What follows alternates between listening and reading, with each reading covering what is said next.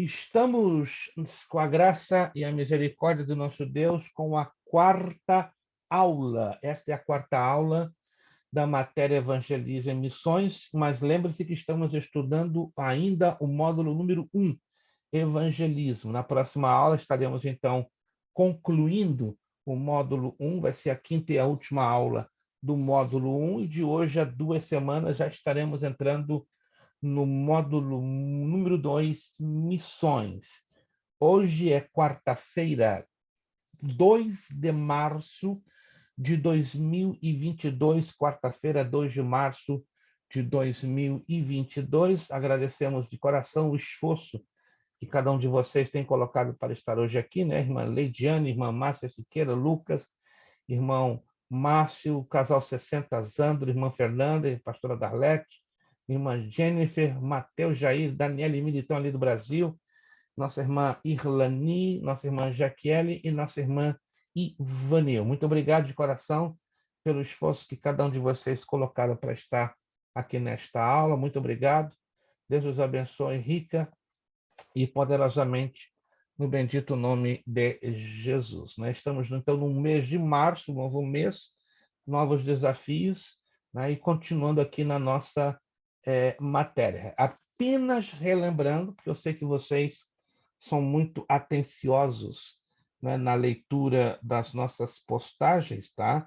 Somente relembrando a data da entrega do questionário de evangelismo e missões se dará a primeira data, dia 23 de março, né? Que eu fiz uma repostagem no grupo. Se você tem dúvidas, vai lá no grupo, tá lá. A primeira data, dia 23 de março. Se você tiver uma dificuldade ainda de entregar no dia 23, você vai ter, então, a segunda data no dia 30. Ok, obrigado. Perfeito. Desculpe que eu estou lendo aqui uma mensagem de um aluno, mas eu vou repetir. A primeira data da entrega, que é apenas as respostas que você terá que me enviar, no dia 23, a primeira data. A segunda data, dia 30. Peço a gentileza que não passem da segunda data. Eu não terei condições de receber nenhum questionário depois da segunda data, porque eu estou realmente com uma enorme quantidade de trabalhos e provas de outras turmas corrigindo, e eu não quero gerar nenhum tipo de prejuízo a vocês. Assim que eu peço, por favor, considerem esse meu humilde pedido, tá? Se você pode entregar no dia 23 ou antes, glória a Deus. Se não, trabalhe, se organize da melhor maneira possível para fazer a entrega no dia 30, né? A menos que você tenha uma situação muito extraordinária, problemas de saúde, problemas na sua família, aí nós daremos uma prorrogação de 5 dias, não mais do que isso, porque, repito, estamos bastante ah, sobrecarregados, né, nas nossas atividades de trabalho, né? Apenas não quero ser chato, tá? Apenas esse pedido eu estou fazendo a todas as turmas, acabei de fazer esse pedido agora, vou repetir, não vou voltar fazendo para não dar a entender que eu estou querendo ser chato. Como nós somos uma escola teológica online, a maioria das escolas teológicas online, não sei se vocês podem pesquisar, por regra, trabalham solicitando com que os alunos fiquem visíveis na ministração das aulas. Nós entendemos que alguns alunos, por uma outra razão que não se justifique, ficam com o vídeo apagado. Não faz sentido, não há sentido. Então, eu tive que tomar algumas medidas, não drásticas, né, mas carinhosas, e colocando as coisas nos seus devidos lugares. Tá? Se nós não fôssemos uma escola online, ok. Mas como nós somos uma escola online, o mínimo que eu peço aos alunos é que, na medida do possível, a menos, né, como alguns alunos já me mandaram mensagem em off, estão com problemas, né, com questão de atender a sua família, atender uma situação que não pode estar visíveis. Mas depois que você resolver aí na sua casa a sua situação, entendeu? E puder, por favor, ficar visível, eu agradeceria demais, porque realmente não faz nenhum sentido, né? E não me tome isso como uma reclamação, mas é uma coisa de coerência, né? Porque, do contrário, fico na coisa fora de lugar. Quantos estão me entendendo? Quantos estão me entendendo? Isso não é uma exigência fora de lugar ou descabida, mas é uma questão de coerência, Do contrário, aí você não precisaria estar aqui. Faria as Tá aulas em certo. formato gravado, né? Tá certo. Nós temos uns 2 ou 3 alunos que fazem as aulas no formato gravado. Sim, minha irmã, diga. Eu não tô online porque eu tô usando o telefone, o notebook meu estragou. Ok, Ai, perfeito. Eu não tinha conhecimento da sua situação. A irmã está me dizendo isso agora. Perfeito, tranquilo. Quando o seu notebook for recuperado, sem nenhum problema, tá bom? Fique tranquilo, né? A gente precisa saber, né? A gente não vai adivinhar a situação do aluno. Então, quando o aluno estiver com seu vídeo fechado, eu precisaria saber qual a razão, né? Se é uma razão de trabalho, de saúde, de família, tá? Quantos estão me entendendo, gente? Eu estou sendo chato. É para que não haja nenhum tipo de mal entendido, porque é muito fácil a gente ser mal interpretado com alguns pedidos que nós estamos fazendo. Mas, de qualquer maneira, agradeço. Obrigado, irmã Jaqueline, por ter nos esclarecido a sua situação. Fazemos votos que a sua situação se resolva, né, com seu notebook. Perfeito. Vamos, então, à nossa apostila na página 7. Página 7. Como devemos estudar a Bíblia? E quantos de vocês olharam lá nas nossas postagens? Nós enviamos para todas as turmas 4 planos de leitura da Bíblia. Quantos chegaram a ver? Isto. Se você não viu, por favor, é importante, ou pelo menos eu considero, né, que vocês considerariam importante esses 4 planos, né? Você vai ver que nós não enviamos um plano em 60 dias, em 3 meses, em 6 meses, em um ano. Me permita rapidinho falar algo sobre isto, porque tem muito a ver hoje com a nossa aula. Alguém me perguntou ontem, na turma da terça-feira, desses 4 planos, qual o que eu melhor recomendo? O plano de 6 meses. Por quê? Porque o plano de 6 meses me dá condições de eu ler a Bíblia pelo menos 2 vezes em um ano. Estão me acompanhando? O plano de 6 meses me dá condições de ler a Bíblia 2 vezes em um ano. E aí eu tenho uma gigantesca vantagem em estudar a Bíblia, porque é uma diferença entre ler a Bíblia, ok? E uma diferença entre estudar a Bíblia. Estudar a Bíblia tem que ser, ó, bem devagar, bem devagar. Você, Deus, fazendo anotações. E ninguém consegue estudar a Bíblia inteira em um ano. Deixa bem claro. É impossível. Tem que ser um gênio.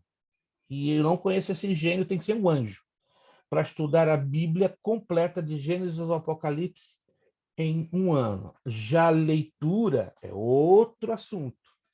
Eu posso fazer uma leitura em 60 dias, porque é uma leitura bem corrida, e uma quantidade de conteúdo um pouquinho maior. Eu posso ler a Bíblia em 3 meses, 90 dias, posso ler em 6 meses e posso ler em um ano. Vantagens e desvantagens no plano de leitura de 6 meses e em um ano. Vantagens. Se eu leio a Bíblia em 6 meses, posso lê-la 2 vezes em um ano. E isso me ajuda muito em organizar o meu plano de estudo da Bíblia. Se eu leio um ano, eu não vou ter essa facilidade, mas eu vou ter a vantagem de reter um pouquinho mais de informação, porque eu estou tomando um ano para ler a Bíblia. Mas no que diz respeito a estudar a Bíblia, de qualquer maneira, eu vou ter que gastar um pouco mais de tempo. Alguém me perguntou há algum tempo atrás, pastor, quanto tempo em média o senhor tem tomado para estudar a Bíblia? Eu até me resisti a dar a resposta, mas como se tratam de alunos, para aluno a gente explica um pouquinho, né? A gente não fala isso em público ou de púlpito para não aparecer como algo arrogante, pretensioso, soberbo. Não, não se trata disso. Se trata da nossa humilde experiência. Já estudei a Bíblia na minha vida, e olha que eu já leio a Bíblia há 52 anos. Você vai se assustar. Em 52 anos já estudei a Bíblia, de Gênesis ao Apocalipse, 4 vezes. Estou fazendo o quinto estudo da Sagrada Escritura. Alguém me perguntou esses dias, quanto tempo você está usando para fazer esse quinto estudo? Já são 6 anos e 2 meses. O quê? 6 anos e 2 meses que eu estou estudando a Bíblia pela quinta vez. Hoje cheguei ao capítulo 14 do profeta Zacarias. Eu comecei há 6 anos e 2 meses, a quinta vez da minha vida que estou usando para estudar a Bíblia. Primeira vez que eu levei estudando a Bíblia, levei 16 anos. 16. Que isso, pastor? Só está me desanimando. Vou ser sincero com você. Vai muito também da disponibilidade. Na minha segunda vez, eu já gastei 8 anos, a metade do tempo. A minha terceira vez, já gastei 10 anos. E aí vai. Aí você descobre facilmente que em 52 anos de vida cristã, eu estou agora na quinta ocasião que eu estou estudando a Bíblia. Como estou entendendo, gente, o que eu estou falando? Estudar a Bíblia toma muito tempo, toma uma vida. Uma vida. Não estou desanimando nenhum de vocês, não se trata disso. Porque estudar é diferente de ler. Eu posso ler a Bíblia com uma boa produtividade 2 vezes ao ano, mas para estudar o assunto muda da água para o vinho. É uma das razões que eu lancei esse programa de leitura para você se habituar a ler a Bíblia. Na apostila você vai ver aqui umas dicas muito boas, práticas, como devo estudar a Bíblia. Deixa eu fazer aqui uma pergunta, eu não quero constranger ou a intenção não é envergonhar ninguém. Mas vamos ser sinceros uns com os outros. Quantos aqui de vocês, por favor, não se sinta constrangido. Isso aqui eu faço essa pergunta com carinho, com respeito que eu tenho a cada um de vocês, tá? Fica aqui entre nós, ninguém precisa saber disso. Mas quantos de vocês já conseguiram, pelo menos uma vez na vida, estudarem toda a Bíblia, de Gênesis ao Apocalipse? Deixa eu me aproximar aqui da tela. Não estou conseguindo ver ninguém levantando a mão. Estudar ou ler? Estudar. Uma vez na vida. Toda a Bíblia? Toda a Bíblia. Estou me deixando claro? Estou me fazendo explicar? Uma coisa é o ler. Ler, temos uma certa facilidade de até fazendo um plano de estudo razoável 2 vezes por ano. Agora, estudar, como eu expliquei a vocês, se toma uma vida, né? Dependendo do seu tempo de vida, você pode ter feito um estudo, 2 estudos. Eu estou no quinto da minha vida, porque eu estou lendo. Não é uma vantagem, não estou querendo dizer que eu seja melhor do que você, mas 52 anos da minha vida já estou partindo para o quinto estudo da Bíblia. Estou no livro. Pastor, Sim. estudar, eu consegui apenas um livro, que eu comecei com 14, que é Apocalipse. Eu estou até hoje, eu não saí dele. Não saí dele. Quantos estão me entendendo? Por favor, que estudar demanda definitivamente tempo. Não é pouquinho tempo, não. É muito tempo. Pastor, é isso que eu ia perguntar, que em questão do tempo, porque principalmente quando está trabalhando, está tendo que fazer alguma coisa, então quanto tempo que o senhor, agora, principalmente sabendo que você é bem visado, bem ocupado, tem tempo para... Quanto tempo que você dedica a isso, ou quanto tempo que você sugere que nós dedicamos a realmente estar estudando? Boa pergunta da irmã Jennifer. Eu vou lançar aqui a título, porque, veja bem, isso tem que ser muito flexível e muito maleável para cada um de vocês, porque cada um de vocês, me acompanham? Cada um de vocês tem uma vida e tem uma realidade. Mas como compaginar, como se adaptar à necessidade com a vida que cada um de nós levamos. Vamos ser sinceros, a vida na América não é uma vida fácil. Estão de acordo comigo? A vida na América não é uma vida fácil. Você pode ter uma melhor qualidade de vida, você pode ter bons bens materiais. E também no Brasil não é fácil. Está aqui, não, irmão Jair, irmã Daniele. A vida do Brasil também não está fácil. Eu acho que isso aí é um pouco geral, né? Mas aqui nós temos uma realidade que ela é bem diferente. Muita gente pensa, né, que os Estados Unidos, né, é a galinha dos ovos de ouro. Não é. Você pode ter uma boa condição, uma melhor condição de vida, uma vida mais digna, mas é bem mais difícil, bem muito mais suado. As irmãs que limpam casas, que têm seus trabalhos, os irmãos que trabalham em construção, carpintaria e outros tipos, até a minha, muita gente pensa, pastor, sou vivo do bom e do melhor. Tu está enganado, rapaz. Eu tenho a bondade e a misericórdia de Deus. Porque muitas pessoas pensam, né, que vida de professor, de educador cristão, é uma vida, ó, mamão com açúcar. Muito pelo contrário. É que eu não estou aqui para falar da minha privacidade, da minha particularidade, mas se eu falasse 10 minutos do que é a minha vida, você fica triste. Mas, pastor, eu posso falar, vida de professor, de pastor, de educador cristão, além de ser uma vida muito atarefada, é uma vida muito solitária.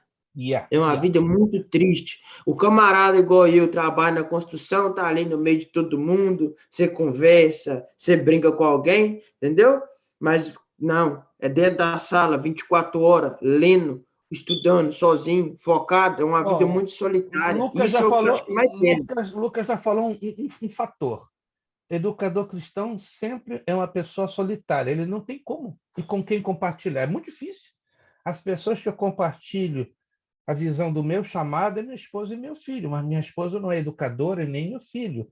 Mas eles, graças a Deus, ouvem, estão sempre ali na disposição. Mas não tem o chamado, não tem o chamado. Minha esposa é amante da palavra, meu filho ministra a palavra, mas não são educadores. Então, o educador tem uma vida bastante solitária. Mas deixa eu colocar a resposta para a irmã Jennifer.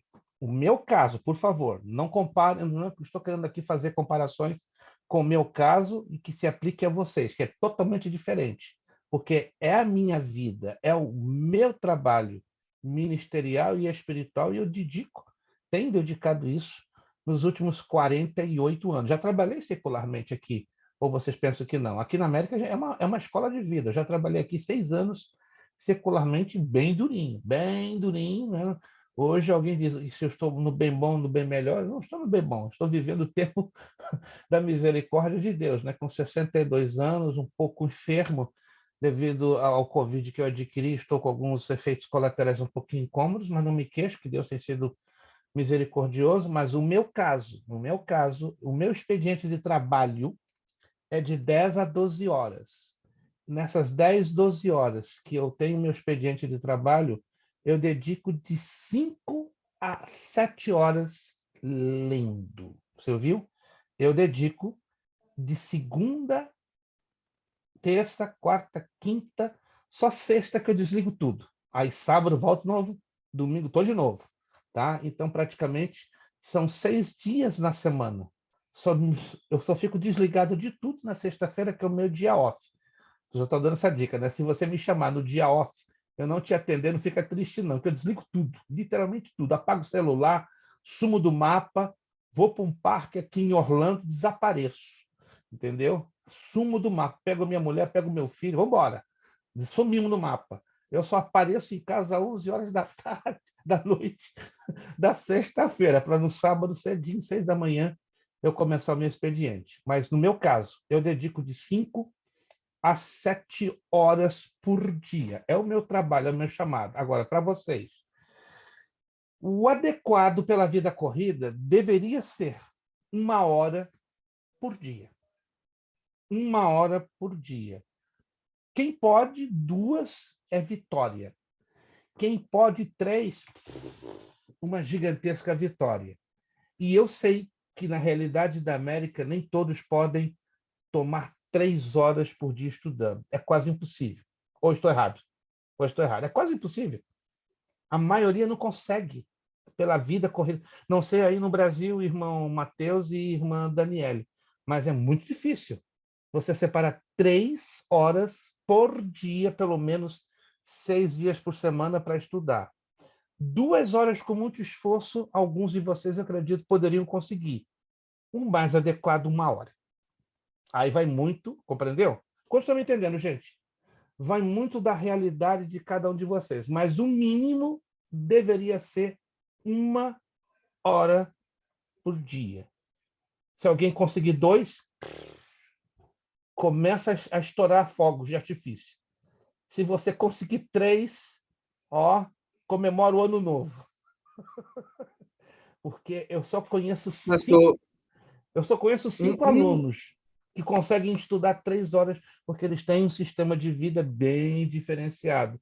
São, inclusive, irmãs, curiosamente, né? pastor, uma coisa desculpa interromper, uma coisa que eu tenho usado, aconselhar os irmãos também, é o tempo que a gente fica dentro do carro, eu tenho procurado ouvir e assistir, ouvir muito material, sabe? Ajuda bastante. Olha, uma boa dica. Graças a Deus que não partiu de mim essa dica. Partiu do aluno. Uma boa dica, né? Quem de vocês assistem ou ouvem as aulas gravadas? Alguém aqui assiste ou ouve? Permita dar uma dica pegando o gancho do Lucas. Se você puder, dentro do seu tipo de trabalho, vai lá, pelo menos ouça. Por exemplo, a aula de hoje. Vai lá amanhã, na quinta, na sexta, no dia que você puder, ouça. Se você puder visualizar, excelente. Se você não puder, pelo menos ouça. Sim, pastora Darlete. Eu ouço sempre no carro. Quando eu estou dirigindo, eu coloco. E dentro da minha casa também, quando eu estou fazendo algo que eu posso ouvir só, aí eu ponho também. Perfeito. Mateus. É muito bom. Ô, pastor, até quero indicar aqui em Santa Catarina, né? Eu sou do Paraná, mas eu estou residindo atualmente em Santa Catarina, aqui perto da minha cidade. Certo. Tem um teólogo aqui. Ele é até bem conhecido no Brasil e ele tem um bom material teológico. Ele faz podcast e tal, Bibotalk. Seria legal os irmãos darem uma olhada, é bem bom. Já ouvi falar da pessoa dele. Mateus, poderia tu postar um link no grupo? Fica com toda a liberdade de fazê-lo, né? Todo e qualquer material que possa ser de ajuda, partindo do princípio que é um material de alguém sério, é muito bem-vindo, tá? Qualquer um de vocês postarem no grupo. Toda ajuda é muito bem-vinda, tá? Desde que, repito, que parta de alguém que esteja trabalhando com seriedade. Porque hoje, com todo respeito, você vê de tudo na internet e é coisa de péssima qualidade, tá bom? Então, Matheus, fica na liberdade de postar o link e deixar essa boa dica para os irmãos. Vamos lá, então. Como estudar a Bíblia? Vamos aqui colocar, já que estamos falando de dicas, vamos colocar algumas dicas e algumas delas ligadas, né, ou linkadas com a palavra de Deus. Vamos lá na sua apostila. Primeiro, aqui estão algumas maneiras. Letra A, leia a Bíblia conhecendo o seu autor. Depois da Bíblia, eu sou muito sincero a vocês, a obra de literatura que mais me chama a atenção, que realmente me enlouquece, não tenho vergonha de dizer isso, irmãos. Este livro aqui é o número 1 da minha vida. Eu tenho aqui atrás de mim, aqui do lado, lá na minha garagem, eu tenho um total, e não estou me vangloriando, a glória seja dada para o Senhor, mais de 10 mil livros. Desses 10 mil livros, pelo menos 8 mil são livros, além de Bíblias, que eu tenho Bíblias em vários idiomas, e Bíblias de estudo em português e em outros idiomas, mas além de Bíblias, eu tenho muitos livros de comentários, dicionários, concordâncias, chaves bíblicas, ou seja, eu tenho 80% dos meus mais de 10 mil livros com assuntos que giram em torno da Bíblia. Em torno de 2 mil livros que eu tenho são livros seculares, que eu preciso ter livros seculares, né? De biologia, de astronomia, de química, de física, de ciências afins que, queira ou não, me levam a ter também conexão com a Bíblia. Mas depois da Bíblia, a obra que mais me chama a atenção e que eu sei de cor e salteado, e claro que eu não vou fazer isso agora, porque não é o objetivo da nossa aula, né? Nem estou aqui para me exibir, não é a questão de exibicionismo. São as 39 obras que escreveu o escritor inglês por nome de William Shakespeare. Alguém já ouviu falar de William Shakespeare? Já ouviu falar? Ele escreveu 39 obras, que são sonetos, poesias, peças de teatro. Eu tenho elas todas na minha memória, porque eu levei 28 anos da minha vida estudando Shakespeare. Coisa muito louco, né? Eu sou formado em literatura anglo-saxônica, né? Já ministrei 2 vezes, tive essa oportunidade na Universidade de Oxford e na Universidade de Cambridge, ministrar, né, literatura anglo-saxônica, né? 2 anos em uma e 2 anos em outra, como parte do meu estágio para ser. Hoje eu sou formado, né, em literatura anglo-saxônica, literatura britânica. Ele, graças a Deus, foi uma vitória gigantesca que o Senhor nos deu ali nos 4 anos que vivemos no Reino Unido da Grã-Bretanha. Então eu passei por essa prova de fogo. Eu tive que lecionar a mais de 150 alunos, né? Literatura britânica. Então, o que você pensar de literatura britânica, eu tenho na minha cabeça, né? Emily Brontë, Jane Austen, e mais acima de tudo, William Shakespeare. Por que eu estou dizendo isso, irmãos? Eu sou amante, depois da Bíblia, eu sou amante de William Shakespeare. Mas tem um detalhe interessante. Por mais que eu tenha de memória as 39 obras de William Shakespeare, não é? Otelo e Desdémona, Romeu e Julieta, Henrique IV, Henrique VI, por mais que eu tenha tudo na minha mente, eu não conheço Shakespeare. Não tem como, porque ele morreu em 1606. Também eu sou historiador. Estive na cidade onde ele nasceu e morreu, Stratford-upon-Avon, a 400 quilômetros ao norte de Londres. Linda cidade. Já estive na sepultura dele 2 vezes, porque eu sou historiador. Mas, gente, eu não conheci o William Shakespeare. Oxalá que dera eu pudesse ter conhecido. Mas, irmãos, a Bíblia é o único livro que, para nós conhecermos a Bíblia, temos que conhecer o autor. E quem é o autor da Bíblia? Alguém pode me dizer o nome dele? O Espírito Santo. Pastora Darlete arrasou. O Espírito Santo é Deus, mas é o Espírito Santo de Deus. Então, primeira coisa, se queremos estudar a Bíblia, temos que ter um conhecimento vivo, experimental com seu autor. Por isso que tem muito crente aí que lê a Bíblia, lê, e tem alguma coisa errada, não flui, sabe por quê? Está faltando um relacionamento com seu autor. Estudar teologia é importante, importantíssimo, mas nada vale se nós não tivermos um relacionamento com o autor.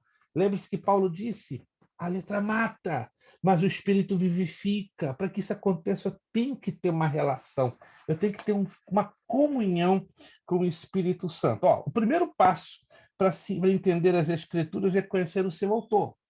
Assim sendo, ele nos explicará. Está lá em João 16:13, está lá em Lucas 24, 32, 45, Salmo 119, 18, Salmo 119, 125. A melhor maneira, irmãos, de estudar a Bíblia é fazer como Maria, jogar-se aos pés do autor. O que é jogar-se aos pés do autor? Dedicar-se.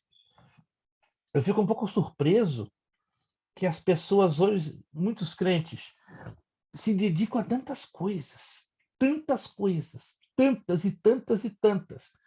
Há um grande problema hoje nas nossas igrejas, preste atenção, isso não é uma crítica, é um alerta. Uma coisa chamada ativismo eclesiástico. O que quer dizer ativismo eclesiástico? As pessoas pensam que eu vou estar bem com Deus se eu estiver trabalhando 24 horas por dia na igreja. Isso é um engano. É importante trabalhar na igreja? Alô? É. Mas eu tenho que ter um tempo de relacionamento com a minha família, se eu sou casado, né? Com a minha família, com o meu cônjuge, com os meus filhos, e tenho que ter um tempo de relacionamento com Deus. Alô? Como estão me entendendo? Se eu não cultivar esse relacionamento básico, se eu sou casado com a minha família, mas meu marido não é cristão, minha esposa não é cristã, não importa, mas você é um cristão. E a Bíblia me ordena, ainda que o seu cônjuge, marido, mulher, não seja cristão, temos que ter sabedoria na Bíblia de saber relacionar-nos com os nossos cônjuges, sendo eles cristãos ou não. Isso é um mandamento. Você não tem saída, porque você é cristão e tem conhecimento básico da palavra de Deus. Ok. Pastor, Sim. eu não entendo crente que tem família e não cuida da família, até porque o modelo que a gente segue de igreja e liturgia protestante gira em torno da família. Não faz O sentido. culto de domingo pela manhã foi instituído aqui por causa da família. Gente, a igreja funciona em torno da família.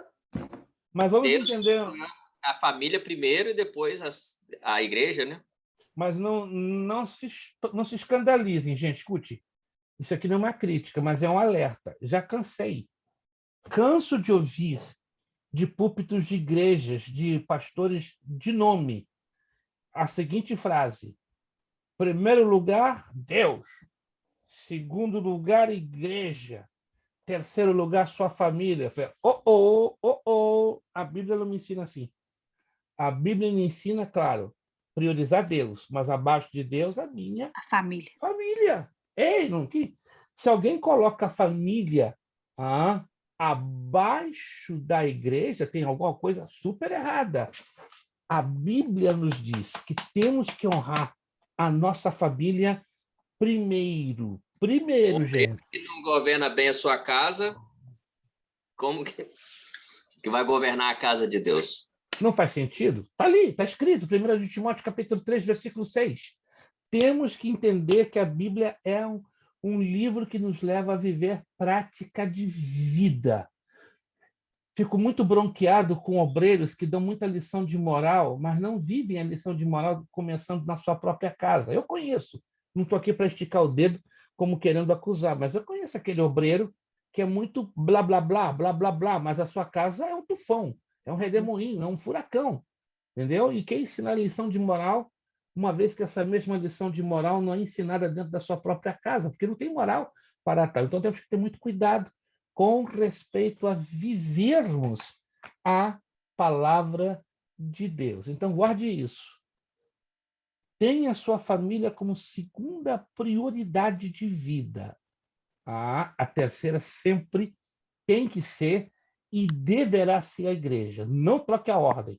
Se trocar a ordem, tem um negócio muito errado, vai dar problema. E dos grandes. Vamos lá. Dedicação. Eu vejo hoje muita falta de perseverança na dedicação. Por exemplo, não é uma crítica, entendam bem. Aqui somos 14, 15 alunos. No passado, eu entendo das limitações, às vezes, de um curso online, mas no passado, eu me recordo que as escolas de teologia, não estou querendo aqui ser um saudosista, o número mínimo de alunos numa escola de teologia não era abaixo de 60 alunos. Eu já ministrei em classes com 180 alunos. É coisa muito difícil, claro. Você ter 180 alunos para você administrar é bem complicado.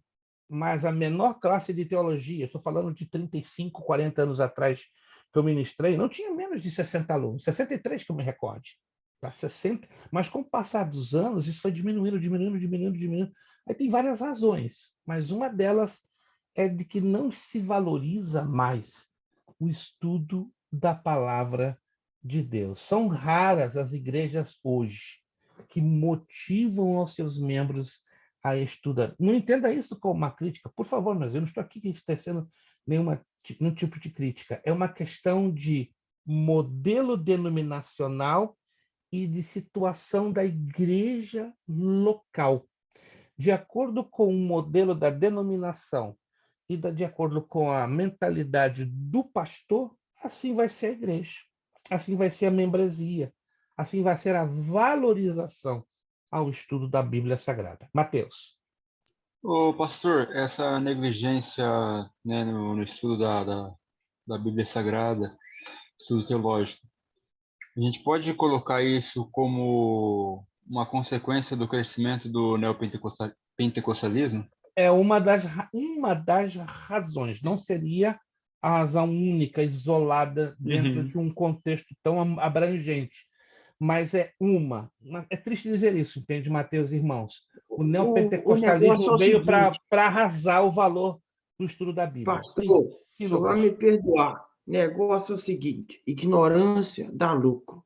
Se ninguém estudar, todo mundo vai se manter no meu curral aqui, eu vou falar as asneiras que eu quiser, vou proferir o que eu quiser aqui, todo mundo vai acatar calado e ninguém vai se levantar. Entendeu? Eu vou ser o dono da igreja, meu bolso vai encher e o povo vai ficar dependente de mim. Então, eu não quero que ninguém tenha autonomia. Eu não quero que ninguém estude. Esquece a reforma protestante de que a base é você ter a Bíblia na sua mão e você estudar. Vamos voltar para o catolicismo. Todo mundo depende do pastor. O que o Lucas está falando é muito sério, É um realmente. catolicismo disfarçado. A verdade é essa. Infelizmente, o neopentecostalismo está trazendo, e que o Lucas está falando, você pode dizer que o Lucas está nervoso. Não, o Lucas não está nervoso. O Lucas está sendo realista, ok? Infelizmente, o neopentecostalismo está trazendo o catolicismo romano disfarçado de uma capa de evangelismo. Como estão me entendendo, gente? Isso é sério, gente. Isso é sério. Isso é grave. Isso é perigoso. A grande maioria dos evangélicos não está percebendo isso. E estar aqui estudando a Bíblia está se constituindo o quê? Um luxo. Eu ouvi um pastor semana passada. Tivemos um live com ele. Ele chegou a dizer assim abertamente, ele muito inocente, ou ele inocente, eu não sei. Irmãos, estudar a Bíblia é realmente um luxo. Eu não sou dado a fazer isso. Eu fiquei assim, assustado. Uou! Então, porque ele me convidou para fazer esse live. Não, isso aqui é coisa para só privilegiado. Não, mas no fundo, é verdade. Hoje, Eu estou nervoso já, maligno. Isso. Isso aí é filho de Belial. Ô, pastor. Vamos lá, irmão Matheus, que a gente tem que avançar, porque isso aqui, essa temática ela é muito interessante dentro da apostila. Vamos lá. Assim, se a gente pegar, bom, eu não sei como que é aí nos Estados Unidos e tal, ou no resto do mundo, mas se pegar aqui no Brasil, tem muitas igrejas, e infelizmente, eu sou assembleano e infelizmente isso tem afetado até dentro da Assembleia de Deus, muito misticismo por parte de pregadores e tem entrado dentro do culto. Na verdade, tem muito culto que mais parece um culto judaico do que um culto cristão. Yeah. É cadasneiro, Matheus. Aqui também a gente sorte de vez em quando. De vez em quando o pastor tem que despregar tudo que o pregador pregou. Deixa vocês me dão uns 5 minutinhos para eu trazer uma temática que está dentro do assunto, porque é uma temática que está pegando fogo literalmente no cenário mundial. Sobre o que está acontecendo hoje na Europa. Vocês estão sabendo o que está acontecendo hoje na Europa, né? Quem está sabendo que está... Eu quero saber se alguém desligado. O que está acontecendo hoje de gritante, de alarmante no continente europeu? Alguém sabe? Qualquer pode me dizer. Rússia e Ucrânia. Rússia e Ucrânia. E não é Copa do Mundo, não. Não é partida de futebol, não.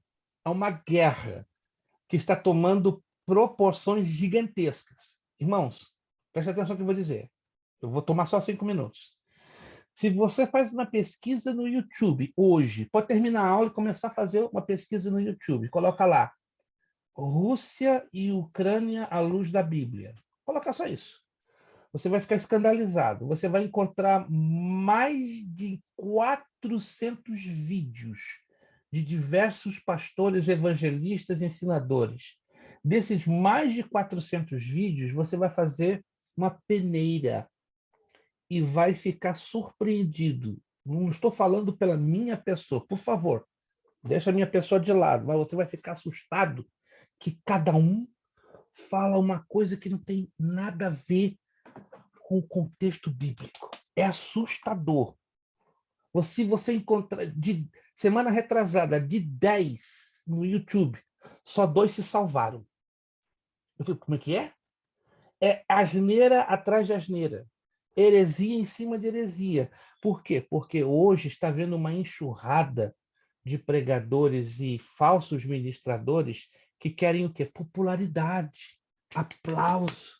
Eles querem ser ovacionados. Esse aí é o cara, está tendo a revelação de Deus. Gente, isso é baixaria. Estão mercadejando com o evangelho. O povo precisa ouvir uma palavra firme, consistente, uma palavra equilibrada, uma palavra centrada no plano bíblico. Mas falar de escatologia, desculpe, não estou sendo arrogante em nada, ainda que é a minha área de estudo teológico já por 49 anos, isso não me faz dono da verdade ou melhor do que ninguém, mas me deixa nervoso, gente. Me deixa nervoso, me deixa... Eu não infarto porque Deus está guardando a minha vida, mas você ouve cada loucura, cada loucura. Hoje assisti um vídeo de 5 minutos de um pastor que alega que a igreja vai entrar de cabeça na grande tribulação. E no finalzinho do vídeo ele já afirmou, irmão, já estamos na grande tribulação. A igreja tem que se preparar, porque não vai demorar menos de 6 meses que nós vamos ver o anticristo. Minha esposa ouviu o vídeo, ela levantou a mão, eu repreendo em nome de Jesus, porque eu não tenho nada a ver com o anticristo. Nós não vamos ver o anticristo. A igreja não foi salva para ver o anticristo. Irmãos, quando estão me entendendo?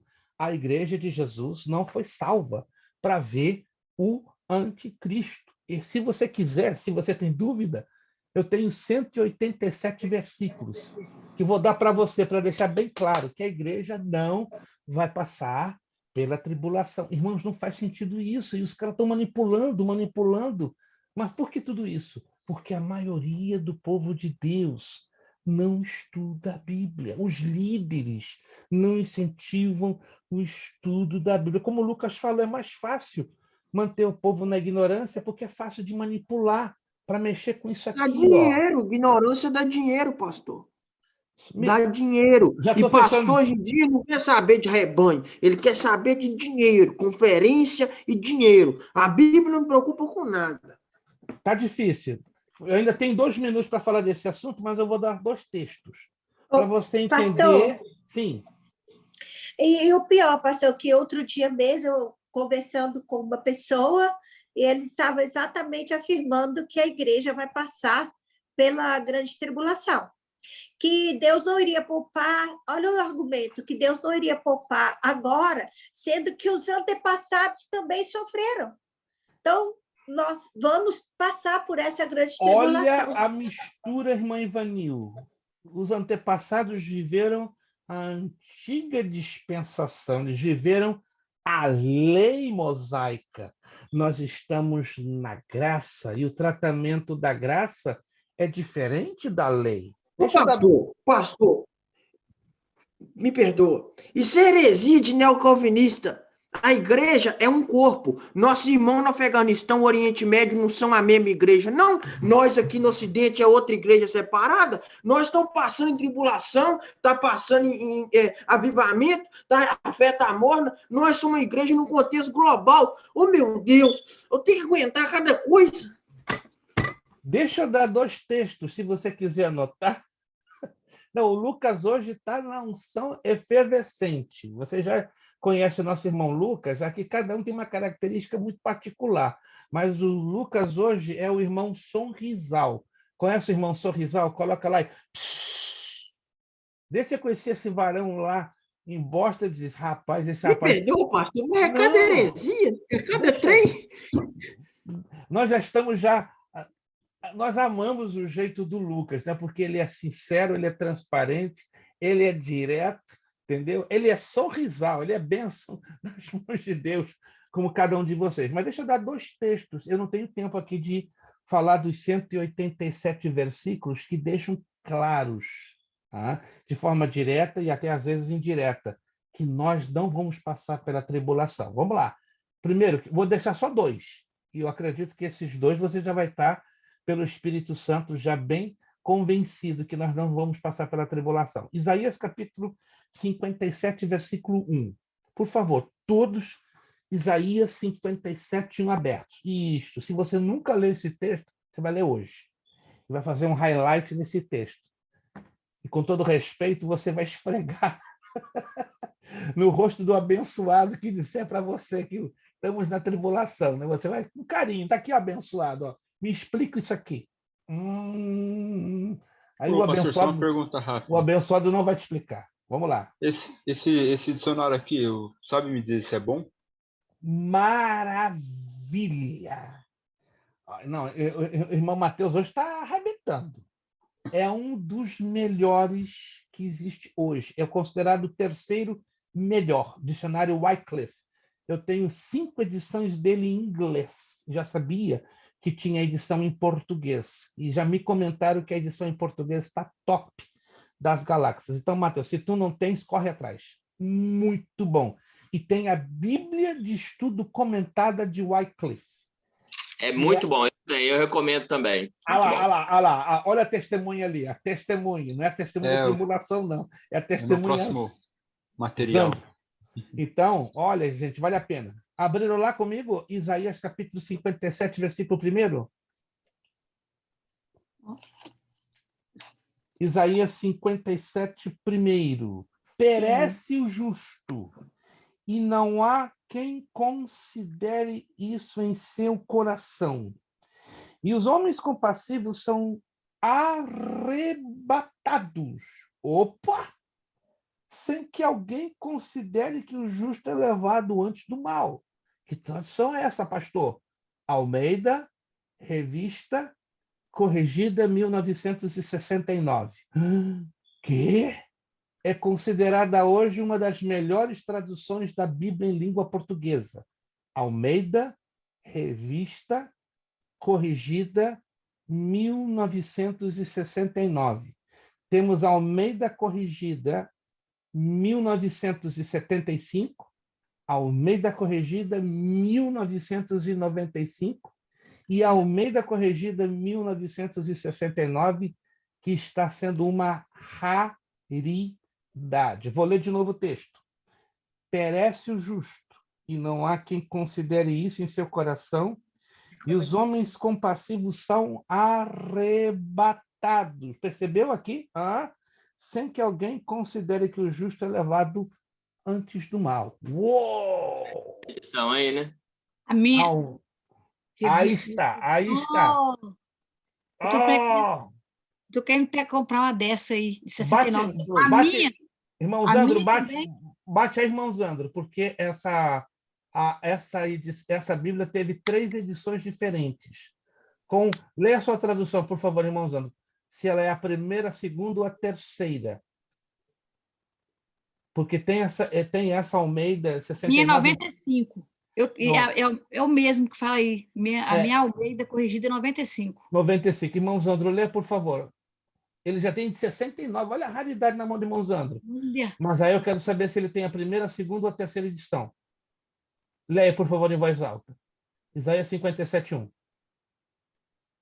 Vamos esperar o irmão Zandro abrir o áudio dele? O versículo, né? Eu pensei que era lá na frente. Não, 57, 1. 57, 1 de Isaías.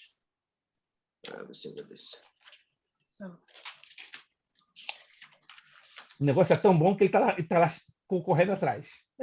Não, é o que eu estava lendo lá na frente, dá para ver qual que era. Perece o justo, e não há quem considere isso em seu coração. E os homens compassivos são retirados, sem que alguém considere o que justo é levado antes do mal. Retirados, essa é a segunda edição. A primeira edição está arrebatada. Arrebatados, a minha está escrita arrebatados. Olha lá. A minha está escrito retirados. E os homens piedosos são arrebatados, sem que alguém considere esse fato. Essa. Porque uma coisa é o dizer retirado, e outra coisa é arrebatado. Então é essa aí. Perfeito, irmã Jennifer. Parabéns. Irmã Jennifer está arrasando a tradução. Então essa é uma das 187 provas de que a igreja vai ser arrebatada antes que venha o mal. A tradução retirado não está tão ruim. Não está ruim, confesso. Mas o termo arrebatado coloca melhor. O segundo, 1 de Tessalonicenses 5:9. 1 de Tessalonicenses 5:9. Da ira, não é na ira, é da ira. O texto está lá. Isto, porque Deus não nos destinou para a ira. Ele não nos destinou para a ira, mas para a aquisição da salvação por nosso Senhor Jesus Cristo. Aí você faz uma investigação na palavra grega ira nesse texto. sífilis. Não é sífilis. Sífilis. Você vai lá em Mateus 24, 34, você vai encontrar a palavra mega sífilis, que traduzido ao português, grande tribulação. A palavra sífilis no grego quer dizer esmagadura. Então, quando Mateus 24, 34 fala grande tribulação, literalmente está falando de grande esmagadura, tipificando o quê? O pisar no lagar das uvas, ok? Que é uma pressão insuportável.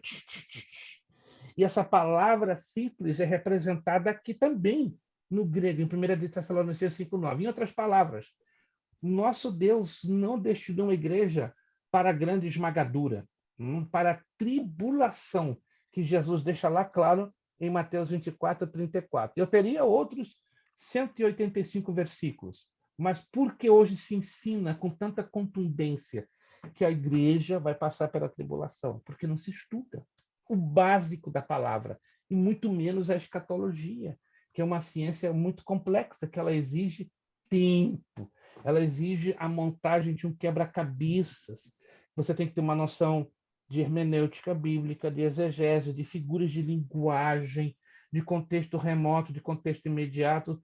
São elementos que têm que ser considerados para você fazer a correta interpretação do texto. Vamos lá. Letra B, leitura diária. Seguida e total. Como devemos estudar a Bíblia? Olha, essa aula aqui está dando pano para manga. Leitura diária, todos os dias. Não adianta eu ler hoje e ler dentro de 2 meses. Ninguém come hoje e vai voltar a comer dentro de 2 meses. Não faz sentido. Espiritualmente, temos que ler diariamente, comer diariamente. Que seja 20 minutos, 30 minutos, 1 hora. Mas nós temos que comer a Bíblia diariamente. Seguida. O que é seguida? De forma constante e total. Procura sempre começar e terminar. Tem muita gente que começa, digamos, ler Gênesis 1. O capítulo 1 de Gênesis é muito grande, mas tem gente que se desanima fácil. Chega no meio e para. Não. Se é para começar o capítulo, vai do princípio ao fim. Não para. Não para. E o que nós falamos sobre isso? A leitura diária seguida e total é a leitura sistemática e constante da Bíblia, anos após anos.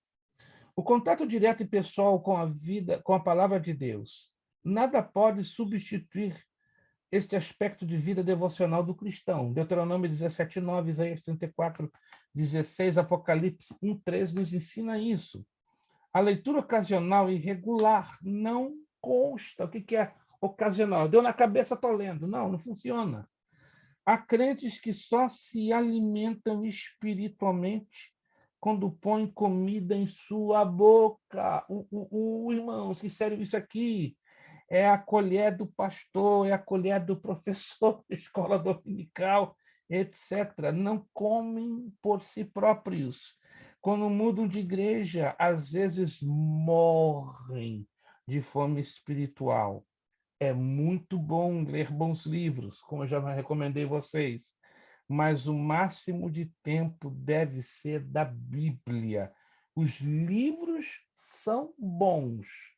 Pensa num cara doente, um indivíduo doente. Eu sou doente, eu não nego. Eu sou doente por livros. É uma enfermidade, gente. Que Deus tenha misericórdia de você não pegar essa minha enfermidade. Eu sou doente. Falte o arroz e falte o feijão na minha casa, mas não falte o macarrão e não falte livros. Se faltar o macarrão e faltar livros, estou morto. Entendeu? Isso aqui é a minha vida. Isso aqui é a minha necessidade. Não é, pastor, esse é o seu ganha-pão. Hoje tem se tornado o meu ganha-pão. Mas, primeiramente, isso foi a minha vida. Começou a ser. Foi uma escolha minha? Eu tenho certeza que não. Eu tenho certeza que não. Talvez, como meu falecido pai costumava dizer, meu bisavô semeou isso na minha vida. E eu quero acreditar que sim, porque meu bisavô foi rabino, não é? Em Israel, na Espanha, no Nordeste do Brasil.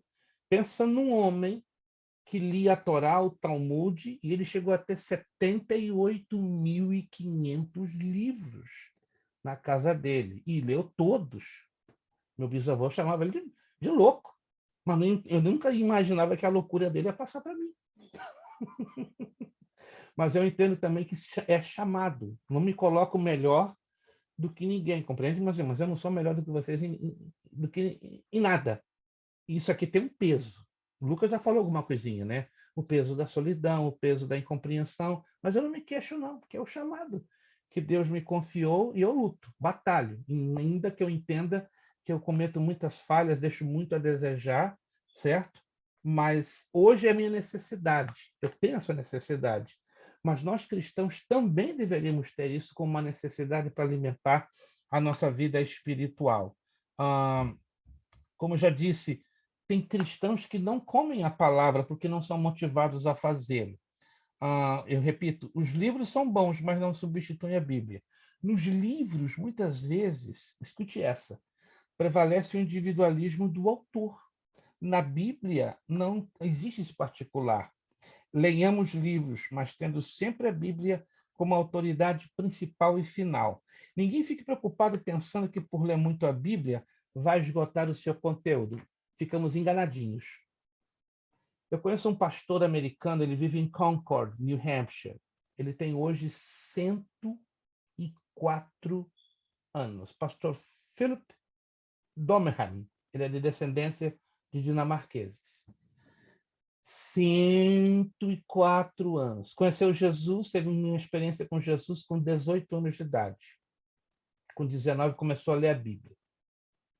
Eu perguntei uma vez a ele, isso uns 2 anos que eu não estive na casa dele, pastor Richard, quantas vezes o senhor já leu a Bíblia? Ele baixou a cabeça, ficou quieto. Aí eu cutuquei ele com a vara curta. Depois de 1 hora, ele gosta muito de chá com torradas. Pastor Richard, o senhor não respondeu a minha pergunta.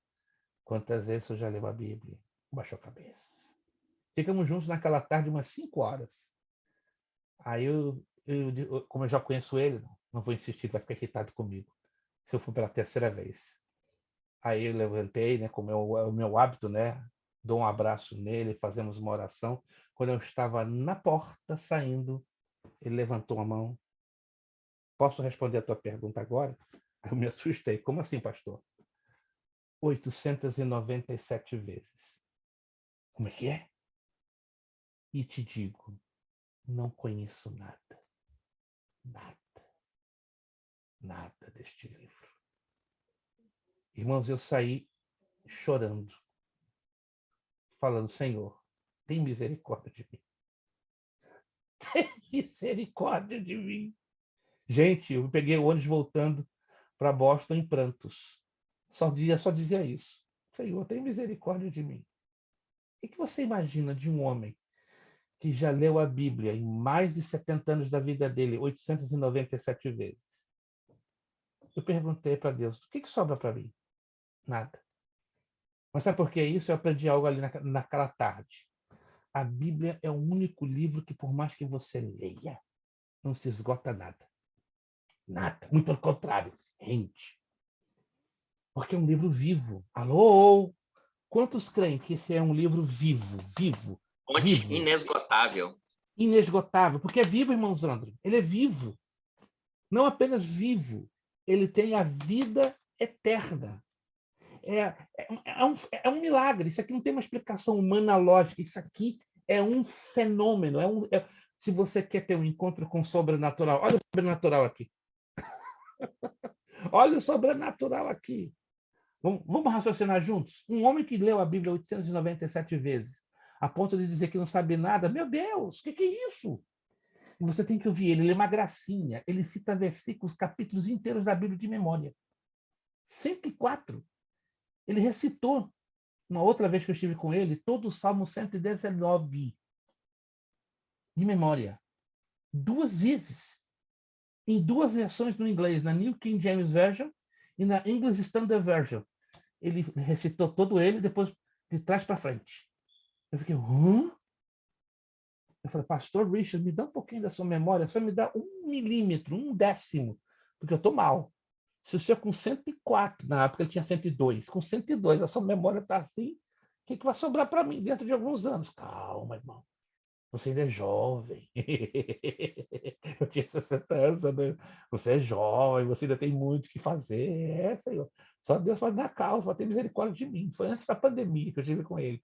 Se um homem de mas isso é chamado, é dedicação, é Deus. Quantos estão me entendendo, gente? Não adianta. Você pode ler 10, você pode ler 20, você pode ler 100 vezes. Isso aqui não se esgota. Amém, irmãos? Coisa boa. Vamos lá, vamos lá.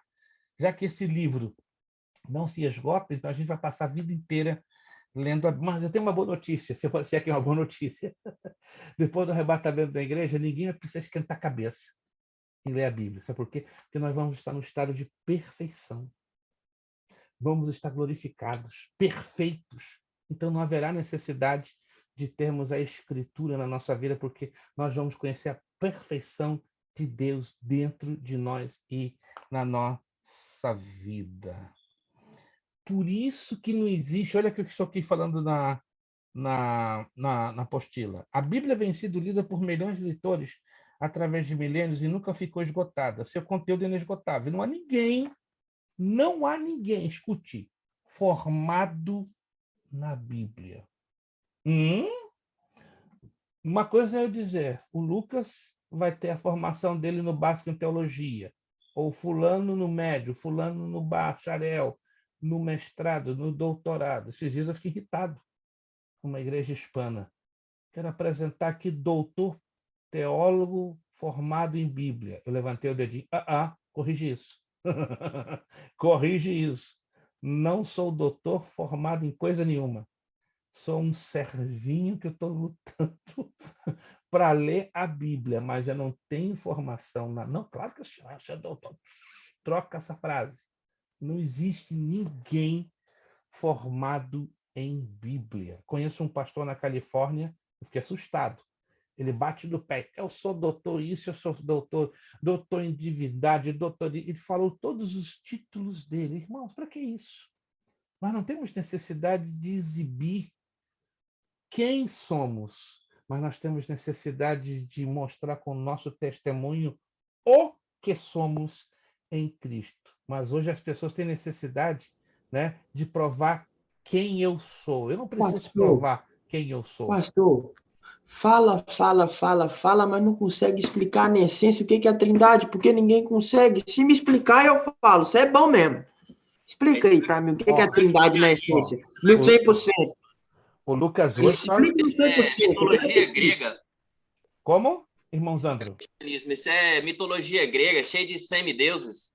O cara abre a boca, fica ali, eu sou bom. Não, gente, teologia é o que a gente acha que sabe, o que Deus permitiu a gente saber. O que é ele, a gente não vai conhecer. E o que está escrito aqui, jamais. Vamos parar por aí. Deixa eu pegar o gancho do Lucas. O Lucas é uma inspiração constante, né, como cada um de vocês. Deuteronômio 29, 29. Abra lá a palavra de Deus. Deuteronômio 29, 29. Senhor, essa temática dá pano para manga. Meu Deus, que coisa linda. Deuteronômio 29, 29. Todo mundo, por favor, aberto na sua Bíblia. Deuteronômio 29, 29. Deuteronômio 29, 29.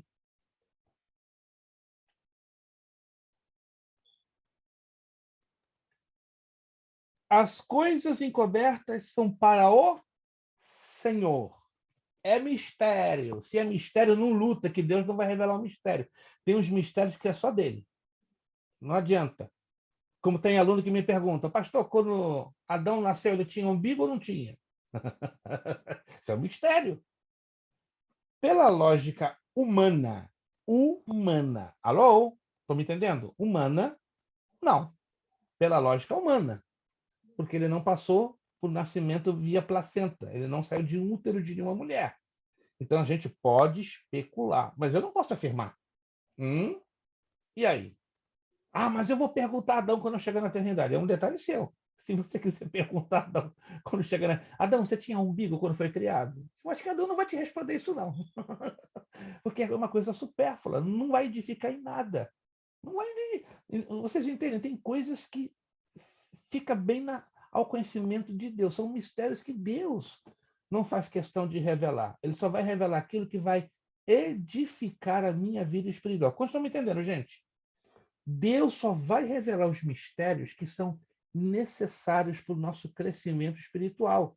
Se Adão teve umbigo, deixou de ter umbigo, isso para Deus é um mistério, deixa com ele. Então está aqui, ó. As coisas encobertas são para o Senhor nosso Deus, porém, as reveladas são para nós e para nossos filhos, para sempre, para cumprirmos todas as palavras desta lei. Está claro? O que é revelado é para mim e para você. Glória a Deus. É para nossa edificação. Não precisamos estar nos dizendo, Senhor, me revela isso, me revela aquilo. Ok, mas entenda, se Deus não nos revela determinados aspectos da sua palavra, porque são mistérios que cabem a Ele. E ponto final. Vamos avançar. Vamos avançar.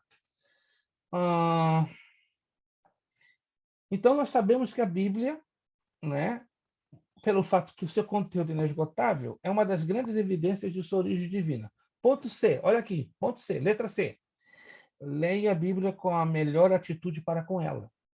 Tem muita gente que lê a Bíblia assim, ó, de qualquer maneira.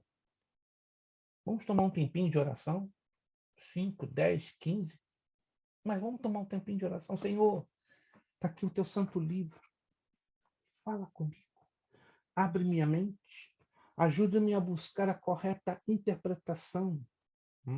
Estou estudando teologia, mas abre minha mente para compreender mais do que tu queres que eu aprenda e pratique. É de máxima importância que o estudante da Bíblia estude o Santo Livro uma reverente atitude mental, tendo-o como a palavra de Deus e não como uma obra literária comum. O autor da Bíblia é Deus, o Espírito Santo. Seu assunto central é Cristo, seu real intérprete é o Espírito Santo, considerando-a. Sob esses pontos de vista, ele é o único livro cujo autor está sempre presente quando o lemos. Estude-a com espírito sequioso, devocional, receptivo, aberto, buscando conhecer mais de Deus e seu amor. Ei, nós estamos estudando a Bíblia, concordamos nisso? Nós estamos aqui estudando a Bíblia? Eu tenho uma boa notícia, gente. Você não pode estar onde eu estou. Por quê? Eu estou agora no número 2960 da Cottage Grove Court, na cidade de Orlando, Flórida, zip code 32822. Então, neste exato momento, você não pode estar aqui comigo do meu lado, tá? Porque eu estou distante de vocês, alguns eu estou a 2.000 quilômetros, de outros eu estou a quase 10.000 quilômetros, né? Vocês estão espalhados dentro de uma geografia. Mas a boa notícia, gente, quem está aqui do nosso ladinho, neste exato momento, falando ao nosso coração, abrindo a nossa mente, alegrando a nossa alma quando estudamos este glorioso livro? O Espírito Santo. Ele está ali do lado do Lucas, depois que o Lucas hoje está sorrisalizado. O Espírito Santo está ali, ó, sorrisalizado. Já criei um verbo, sorrisalizar. Está com sorrisal puro. Tá? O Espírito Santo está ali com o nosso irmão Márcio. Está quietinho ele, né, que é o jeitinho dele, mas o coração dele está borbulhando. Tenho certeza, irmão Márcio, seu coração está borbulhando. Ele está segurando para não dar uma erupção vulcânica. A pastora Darlete, ó, já veio o sorriso dela. O gozo, a alegria do Senhor, que é a nossa força. Que bom saber, pastora Darlete, que a senhora está com a gente, né? Que bom saber que a palavra de Deus está alegrando a sua alma. Irmã Jennifer está ali, né? Bem equipada, mas eu tenho certeza que o coração dela também está borbulhando, porque está aqui, lutando como cada um de nós, tendo as dificuldades e desafios da vida, mas estamos firmes em nome de Jesus. Mateus é a mesma coisa, lá de Santa Catarina, né? Teve o carinho da sua tia, irmã Eliane de Falco, que foi um excelente, né, estudante conosco, está aqui, né, por indicação dela, por ânimo dela, irmã Ivanil, né? Irmã Ivanil está ali firme, irmã Ivanil, né? Vem o vento para a esquerda, o vento para a direita, mas a irmã Ivanil está firme na rocha como a palmeira, né? Irmão Zando, nem se fala. Contagiou a irmã Fernanda, aí ficou melhor, né? Irmã Daniele, lá do Brasil, lá longe, mas está aí, graças a Deus, animada, o coração também está agitado. Irmã Márcia, que bom ter a irmã Márcia, é um privilégio, irmã Márcia, estudar conosco a palavra de Deus. Irmã Eleidiane, já conhecemos um bom tempo, conhecemos o seu esposo Rodney. Porque eu estou me dirigindo de maneira muito pessoal, irmãos, porque nenhum de nós estamos aqui porque fizemos uma decisão assim descabelada ou disparatada, porque, acima de tudo, temos convicção que o Espírito Santo nos motivou para estarmos aqui. Quem tem essa certeza que o Espírito Santo motivou você para estar aqui? Eu posso ter a melhor lábia do planeta Terra e eu não tenho. Você sabe disso. Eu não tenho essa lábia. Não sou deputado baiano, não sou político e nem pretendo. Entende? Mas quem motivou vocês a estarem aqui acima de tudo é o dono da obra, é o Espírito Santo. E a minha oração que eu faço todos os dias. Espírito Santo, anima, motiva, fortalece, desperta, porque infelizmente alguns não têm essa motivação da parte do Espírito Santo. Então, como é importante ler a Bíblia com essa atitude. Espírito Santo, me leva a entrar na tua profundidade. Letra D, leia a Bíblia com meditação e oração. Assim fez Davi no que foi grandemente abençoado por Deus. E na presença do Senhor em oração, que as coisas secretas em Deus são reveladas. Olha só! Quando Deus decide revelar os seus segredos, ele vai nos revelar como? Quando eu estou em posição de oração, de leitura e estudo da palavra de Deus. Que coisa linda! Agora escute, não convém ler depressa, nem prestar atenção ao sentido que às vezes é bem claro, nas outras vezes demanda uma meditação mais demorada e profunda. Também é infrutífero fazer concorrência para estabelecer recorde de leitura. Não funciona. É melhor ler pouco. Aqui um segredo. Você pensa que você vai aprender muito lendo muita quantidade? Não. Vale a pena você ler uma quantidade bem dosada para reter melhor aqui dentro. Tem gente que exagera, lê 3 livros da Bíblia por dia. Não funciona. Não vai adiantar nada. Fique em cima de 2, 3 capítulos por dia, que a produtividade vai ser muito melhor. Escreveram 2 livros da Bíblia difíceis, tirando o Apocalipse, tá? Colocando de lado o livro do Apocalipse. 2 livros da Bíblia que são realmente difíceis da leitura. Levítico e os 2 livros de Crônicas. Alguém já leu Levítico alguma vez? De ponta a ponta? Já leram os 2 livros de Crônicas? De ponta a ponta? Vocês concordam que são 2 livros bem difíceis? Levítico porque trabalha com o sacerdócio da lei judaica, ou mosaica, melhor dizendo. Ele é muito cheio de simbolismos. Primeira e segunda de Crônicas é muita narrativa de genealogia. Dá um parafuso quando você começa que fulano gerou fulano, gerou fulano, gerou fulano, gerou fulano, gerou fulano, gerou fulano, gerou fulano. Você, opa! Por que isso está na Bíblia? E tem gente que desanima. Lê a Bíblia inteira, mas pula Levítico e pula primeira e segunda de Crônicas. É necessário termos a visão da Bíblia como um conjunto. Mas para ler esses livros, temos que lançar mão de alguns mecanismos básicos de estudo. É difícil o livro de Levítico? Bastante. É cheio de muito simbolismo, e tudo apontando para quem? Para a pessoa do Senhor Jesus Cristo. É difícil ler os 2 livros de Crônicas? É, porque cansa, porque é muita genealogia, mas qual a razão daquelas genealogias? Resumo, para provar que Jesus Cristo é o descendente de Judá e da tribo que aponta para Davi. Porque Judá, diz lá no livro de Números, de Judá virá o cetro, ou seja, o governo, a autoridade. Então, essa é a razão das genealogias na Bíblia. Alguém já leu, me permite, não estamos no assunto, alguém já leu a genealogia de Jesus em Mateus e em Lucas? Alguém já leu? Quem já leu? Ela tem algumas diferenças bem interessantes. Se você me disser rápido, 2 diferenças, eu quero aqui dar 75 pontinhos para te animar, para terminar a noite com um sorriso aqui em cima. Há 2 diferenças chamativas na genealogia de Jesus em Mateus e em Lucas. Eu quero saber essas Uma 2. acaba em Abraão e a outra acaba em Deus, né? Porque uma foi para provar para os judeus que ele era filho da descendência de Davi, e a outra foi para os gregos, para falar, esse negócio de genealogia, nós tudo termina em Deus. Mas aí falta a segunda. Lucas, eu não posso te dar o ponto pela metade. Lucas já fez o golaço, mas tem uma coisa ali que pouca gente percebe. Vocês ouviram, Lucas? Está certíssimo. Mas tem uma segunda característica que a maioria não percebe. E está ligada ao que o Lucas acabou de falar, só que o Lucas ainda não caiu a ficha. O Lucas está tão cheio do azeite hoje que ele só esqueceu um detalhezinho, que é o que mais nos chama a atenção na genealogia de Jesus entre Mateus e Lucas. Há duas coisas que me chamam a atenção ali que é diferente foi a inclusão de duas mulheres que ainda não eram judias, né? Ruth e Raabe.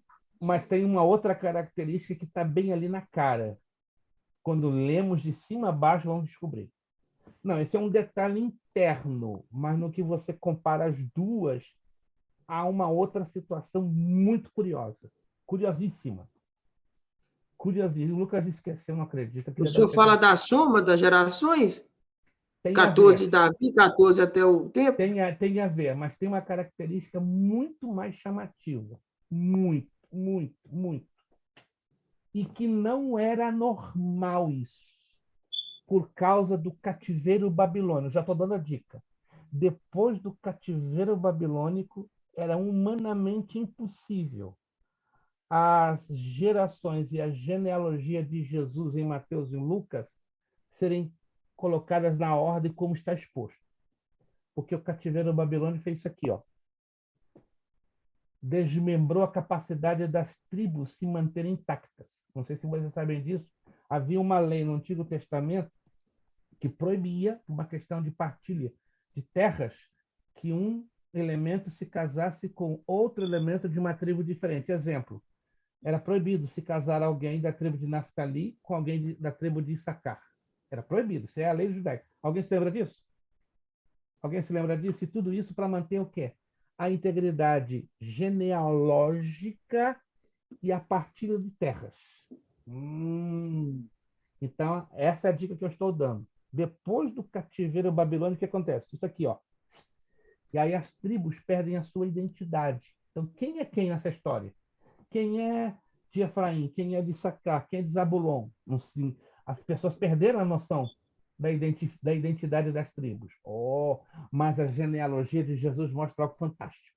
Seria o verso primeiro, então, pastor? Não, vocês estão se esquecendo. Rapaz, eu estou dando a dica e vocês não estão pegando ainda o negócio. Geração de Jesus Cristo, filho de Davi, filho de Abraão, não? O irmão já está quase dando a meia resposta, mas só falta 70% para fechar. Vou dar a resposta, gente. Preste atenção. Depois do cativeiro babilônico, como eu acabei de falar, era impossível que as tribos soubessem a sua exata identificação. Quem era quem?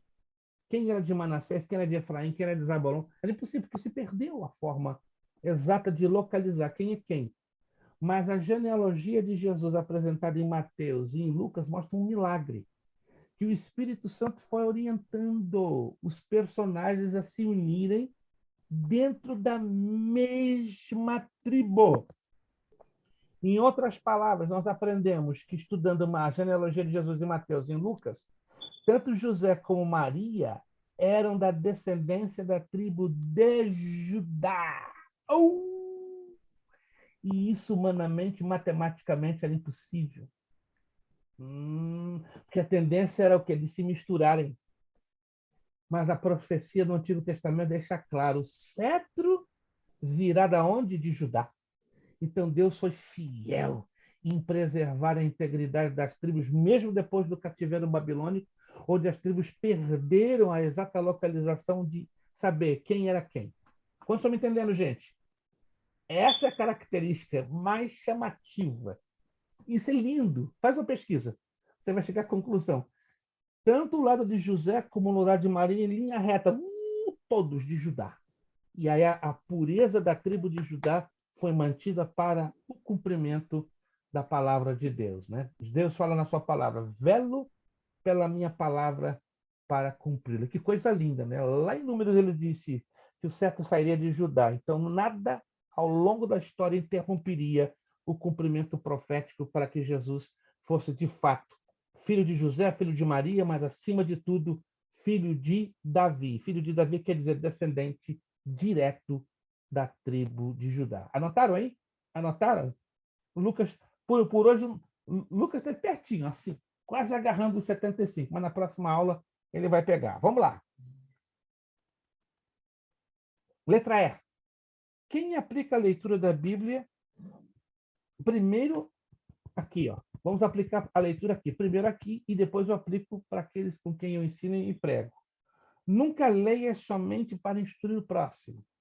Toma a Bíblia primeiro para purificação. Há pessoas que tudo que é bênção, conforto, promessa, elas aplicam a si. Agora, se ameaça, exortação, aviso, repreensão, castigo, é para o meu irmão. Parece caixinha de promessa. Já viu caixinha de promessa? Você já abriu caixinha de promessa? Só tem versículo para bênção. Só tem versículo para prosperidade. Só tem versículo para alegria. Não tem nenhum versículo ali para repreensão, exortação ou confrontação de pecado. Aí, depois que eu descobri aquilo ali, eu deixei a caixinha de promessa de lado. Não, isso não é caixinha de promessa, é caixinha de conveniência.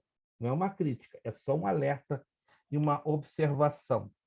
Quando lenhamos a Bíblia, vamos fazer a seguinte pergunta, sempre a Deus. Como fez Josué diante do mensageiro celestial?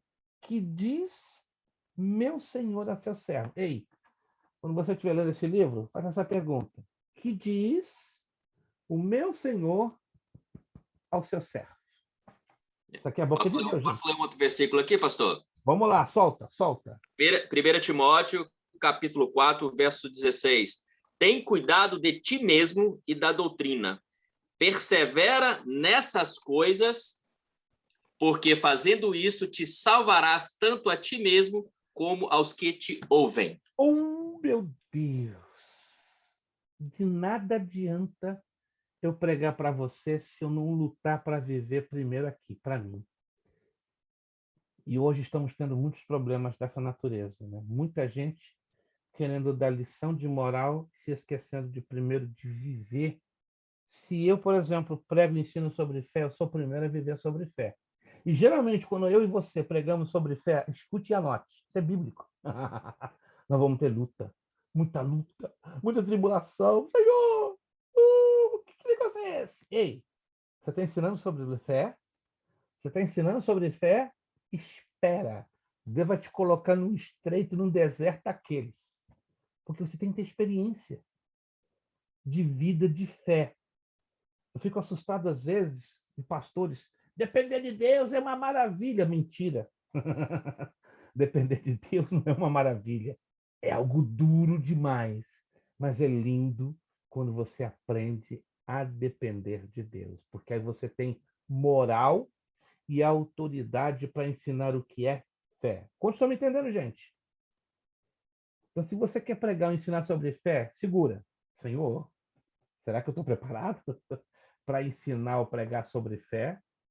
Se você não está preparado, peça a Ele, Senhor, me dá graça, porque o rojão vem pesado em cima de mim. Vem luta, vem tribulação, vem isso, vem aquilo.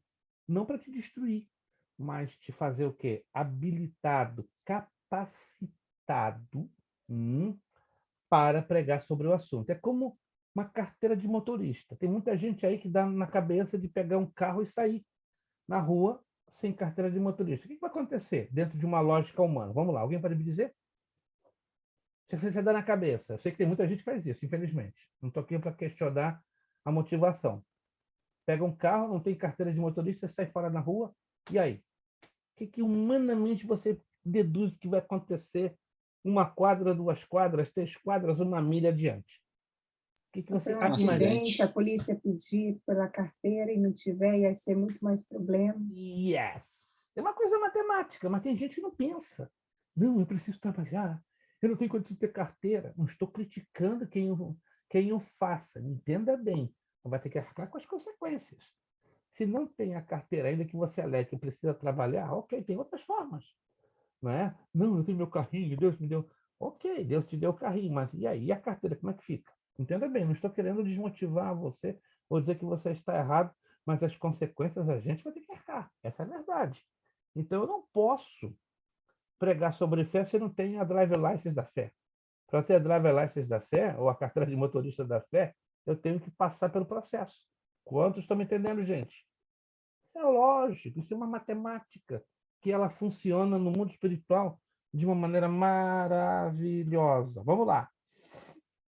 Letra F. Leia a Bíblia toda.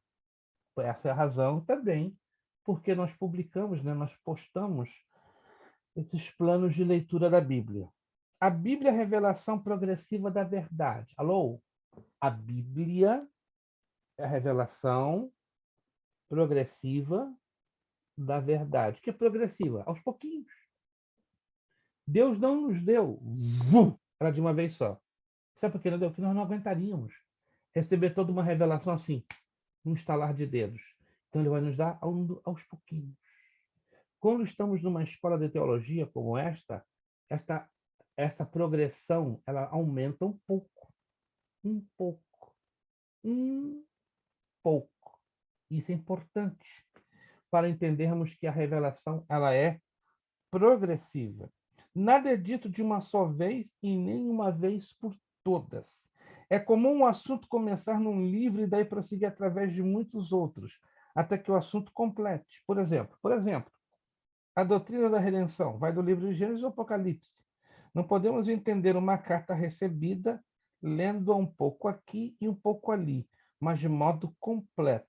A Bíblia é a carta de Deus à humanidade. Estudando-a toda, conhecemos todo o plano divino através dos séculos. Agora, muito importante isso aqui que eu vou dizer, se você puder fazer um highlight nisso aqui. Ó.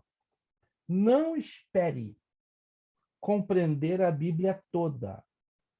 Tem gente que fica frustrada, não estou entendendo a Bíblia. Eu queria ler, já li 10 vezes, já li 20 vezes, já li 50 vezes. Você não vai entender ela toda, gente. Nem esse pastor que leu 897 vezes, ele foi sincero, pastor, tem coisa que eu ainda não entendo. Eu falei, uau, que sobra para mim depois dessa, hein?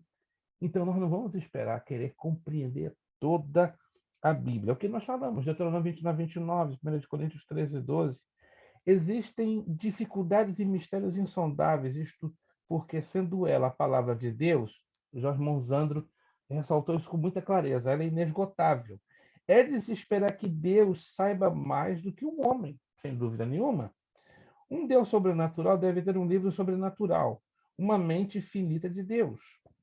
Muitos deixam de ler a Bíblia e outros perdem interesse nela só porque não compreendem tudo o que leem. Muito pelo contrário, deveria. Se eu não entendo o todo da Bíblia, eu tenho que me esforçar para estudar, pedir a sua misericórdia, a sua graça, para que aprendamos um pouquinho mais. Ora, quando na refeição encontramos isso, deixamos isso de lado e continuamos a comer. Alguém aqui já comeu bacalhau? Bacalhau. Alguém aqui já comeu bacalhau? Comeu? Eu pensava que era só eu. Porra! Minha Vanice conhece minha esposa, né? E sabe que minha esposa faz essa semana passada comemos aqui um bacalhau. Meu Deus, eu pensei que eu ia partir para a eternidade. Minha esposa já não fazia uns 2 meses. Aí ela deu a surpresa. Vou lá no Seabras e vou comprar aquele bacalhau. Meus irmãos, não quero deixar você angustiado, não, mas eu fiquei angustiado. Eu pensei que eu ia infartar. Que bacalhau minha esposa fez. Minha esposa não é portuguesa, não. Ela é capixaba, do interior do Espírito Santo, Linhares. Mas arrasou. Mas por que eu estou mencionando bacalhau? Bacalhau é gostoso demais, desde que você aprenda a fazê-lo. Mas ele tem 2 inconvenientes. Eu não sei se você está entendendo. Se você comer bacalhau, você sabe que o bacalhau ele tem 2 inconvenientes. Então temos que saber superar esses 2 inconvenientes. Do contrário, você não come. Quais seriam esses 2 inconvenientes para você que já comeu bacalhau? Vamos lá. O bacalhau tem 2 inconvenientes. Um seria a dessalga. Esse é o primeiro inconveniente. É um negócio muito salgado, aí você tem que saber usar a forma de tirar o excesso de sal, ou, em alguns casos, todo o sal. E qual é o outro inconveniente que tem o bacalhau? Os espinhos. As espinhas. Se você não souber trabalhar com esses 2 inconvenientes, você vai parar na primeira. Não quero mais ser bacalhau. Muita gente faz assim com a Bíblia. Pega um texto cheio de espinhos. Não, eu não vou conseguir ler. Ou carregado de uma linguagem bem salgada que a nossa mente humana naturalmente não vai alcançar. Quando já tiver essa experiência na leitura da Bíblia, você começar a ler um texto e, opa, não estou entendendo nada. Alguém já teve essa experiência? Todos aqui tiveram. Irmãos, eu não tenho... Pastor, isso ocorre principalmente para a gente que é brasileiro, que já tem a cultura de não ler quase nada. Entendeu? Eu Aí concordo. qualquer texto que pega na linguagem arcaica, igual a Bíblia, que é uma linguagem antiga, o cara vai pegar para ler, vai ficar doido. A gente não lê, na média, nem 2 livros por ano. A média do brasileiro. Eu estou batalhando no contexto, eu não vou dizer a vocês, vocês vão até dizer que é uma infantilidade minha. Tem um texto lá no livro do profeta Amós, que eu estou estudando esse texto há 24 anos. É um texto pequenininho. 24 anos. Falei, Senhor, me ajuda, me dá revelação. Um texto pequenininho, de 9 palavras. Eu estou em cima desse texto há 24 anos. Eu já pesquisei aqui, já pesquisei acolá. Agora eu estou dependendo de revelação. Se é que Deus vai me dar revelação. Está entendendo? A Bíblia é assim. Você não deve ficar frustrado porque você está lendo um texto que você não consegue entendê-lo. Vai haver situações que Deus definitivamente não vai te dar revelação. Ou num dado momento, Deus vai fazer assim. Eu passei lendo um texto do Novo Testamento 11 anos. Gente, eu estava sem sono, 4h15 da manhã. Quando veio aquela luz na minha mente, eu já tinha passado pela interpretação umas 60 vezes, sem exagero. Pensa no homem que ficou feliz, depois de 11 anos, interpretar corretamente aquele versículo pequenininho lá no Novo Testamento. Eu chorei, falei para minha esposa, olha, que coisa linda, depois de 11 anos consegui entender esse texto de Atos dos Apóstolos. E olha, eu já tinha ido para lá, tinha ido para cá e nada. 11, parece que a minha mente estava bloqueada, mas é assim que funciona a Bíblia. Virando lá na página 9, já vamos terminar daqui a pouquinho. Ora, quando na refeição encontramos isso, como já falei do bacalhau, deixamos isso de lado a continuarmos a comer. Façamos assim no tocante à Bíblia. Deixemos as dificuldades de lado e continuemos a comer. Eu quero ver esses dois textos com vocês.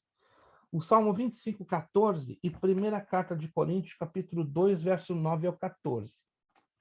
Peço, por favor, que você abra a sua Bíblia. Salmo 25, 14.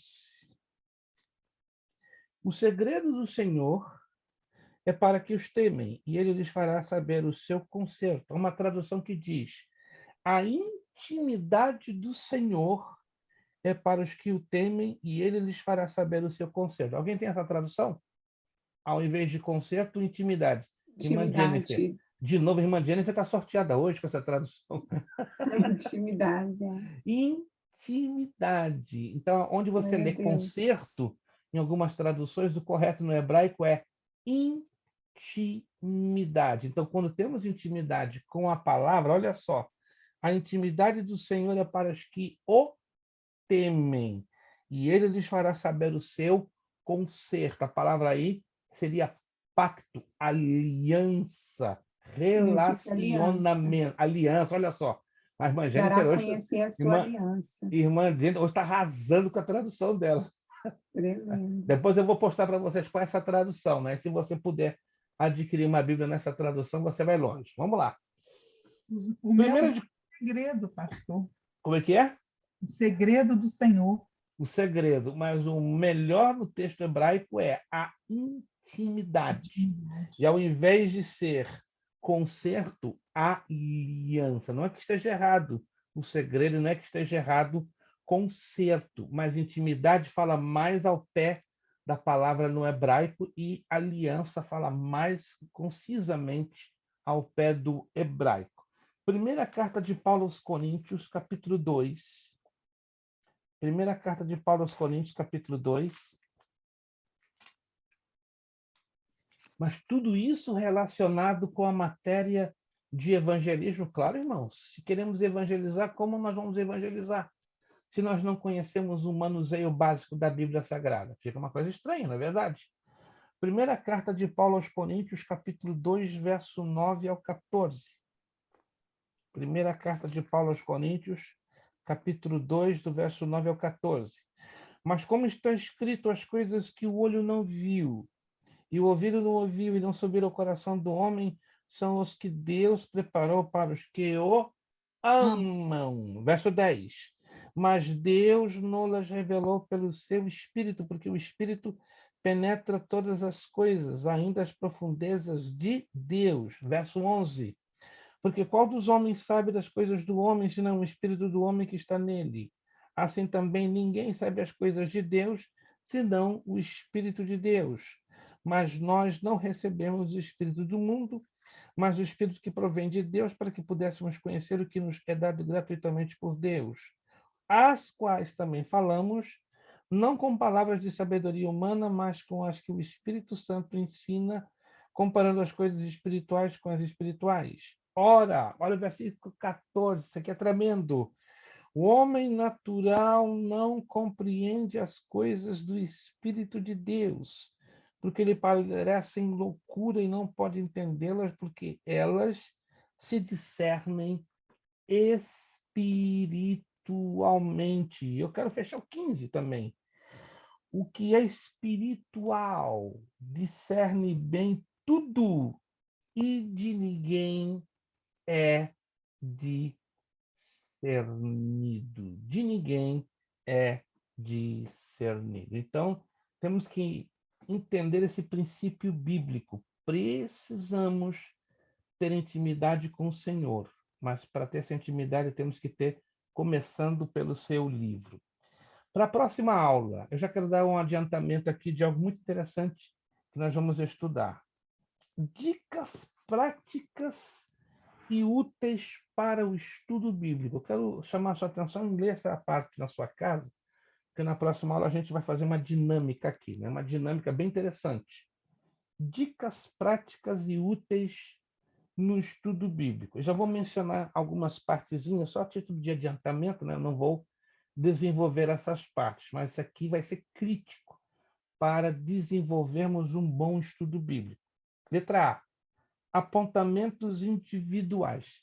Quem de vocês tem o hábito de ter um caderninho de notas para anotar? Alguém tem? Se você não tem lá, irmão Zandro já mostrou a credencial dele. Se você não tem esse caderninho de notas, corra atrás de um. Um mínimo de 100 páginas. Um mínimo, tá? Um mínimo. Mas um estudante da Bíblia, se não tem um caderninho de notas, está bem mal. Com todo respeito, não se sinta constrangido eu lhe falar isso, tá? Então você está em um lugar que não lhe corresponde. Tá? Para estudar a Bíblia é necessário, é obrigatório ter apontamentos individuais. Quantos estão me entendendo? Vamos falar de algumas dicas sobre isso na próxima aula. Aprenda a ler e escrever referências bíblicas. Tem cristão que tem uma dificuldade louca de aprender a ler e escrever referências bíblicas. Nós vamos dar algumas dicas rápidas e bem objetivas para você identificar referências bíblicas.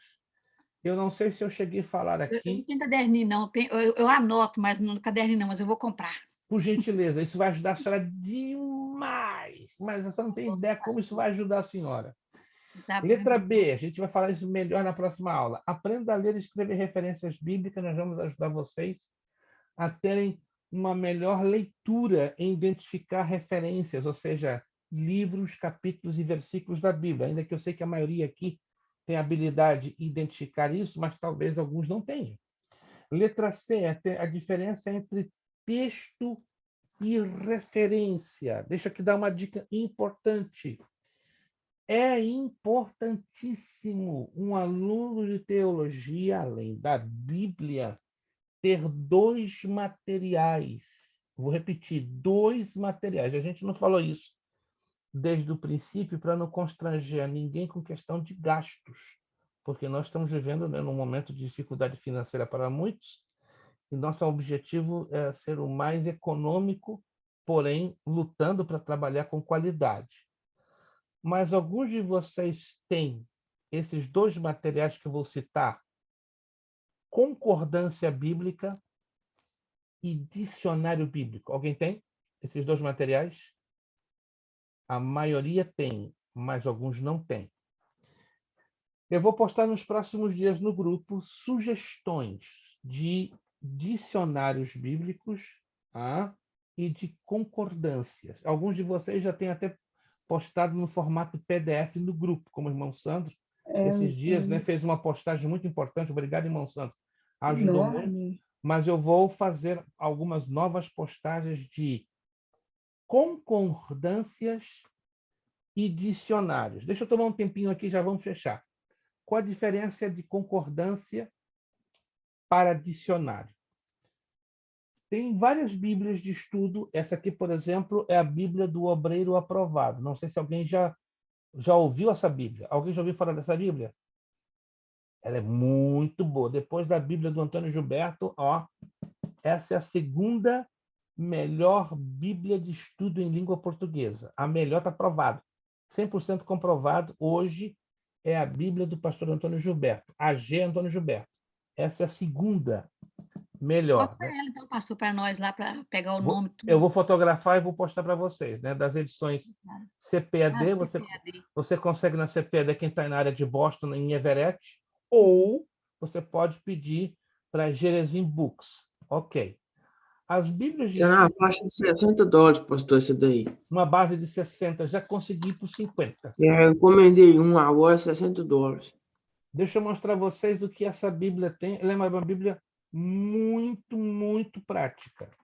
Ela tem as notas de comentários no meio. Não estou ganhando um centavo em dizer para vocês. Ela tem uma concordância. Olha! Ela é uma mini concordância, não é uma concordância completa. Ela é uma mini concordância. Como é que funciona uma concordância? Você vai encontrar o quê? Em ordem alfabética, as palavras da Bíblia e onde elas aparecem.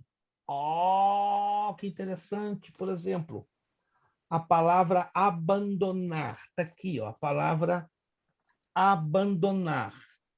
Quais são os textos bíblicos que frequentemente o verbo abandonar aparece?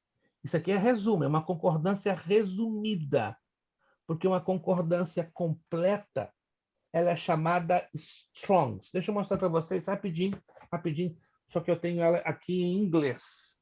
Deixa eu mostrar para vocês. Quem tem a Bíblia de Estudo Pentecostal também tem uma concordância também no final da Bíblia também. Tem. Embora ela não é completa. A concordância bíblica hoje mais completa do planeta Terra tem ela em português. Eu não tenho aqui hoje, que eu uso muito material em inglês. É essa aqui. Olha o tamanho da criança.